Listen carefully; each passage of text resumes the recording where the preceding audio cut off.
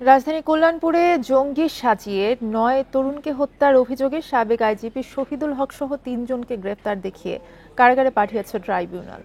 দুপুরে এই আদেশ দেয় ট্রাইব্যুনাল। মামলার নথি থেকে জানা যায় ২০১৬ সালে রাজধানীর কল্যাণপুরে জাহাজ বিল্ডিংয়ে কথিত জঙ্গি আস্তানায় অভিযানের নামে ৯ জনকে হত্যার ঘটনায় মামলা করা হয়। সাবেক আইজিপি শহীদুল হক ছাড়া মামলার অন্য আসামিরা হলেন সাবেক ডিএমপি কমিশনার আসাদুজ্জামান মিয়া ও সাবেক ডিসি জসিমউদ্দিন মোল্লা। এর আগে সকালে মানবতা বিরোধী অপরাধের ২ মামলায় ৬ পুলিশ কর্মকর্তাকে ট্রাইব্যুনালে হাজির করা হয়। তাদের মধ্যে রয়েছেন রামপুরায় কার্নিশে ঝুলন্ত তরুণকে দফায় দফায় গুলির ঘটনায় অভিযুক্ত এসি রাজন কুমার সহ ২ জন এবং গাবতলী এলাকায় হত্যার ঘটনায় এসি এস এম ময়নুল ইসলাম।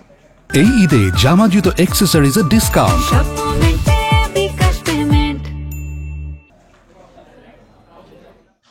এটা একটা মানবতা বিরোধী অপরাধ হিসাবে গণ্য করে এর বিরুদ্ধে তদন্ত শুরু হয়েছে। তদন্তর প্রক্রিয়ার কাজ চলছে। অনেক সাক্ষী আমরা ইতিমধ্যে পেয়েছি। আগামী কত তারিখ ২৫শে না ৭ই মে তারিখে এটার পরবর্তী তারিখ ধার্য করা হয়েছে।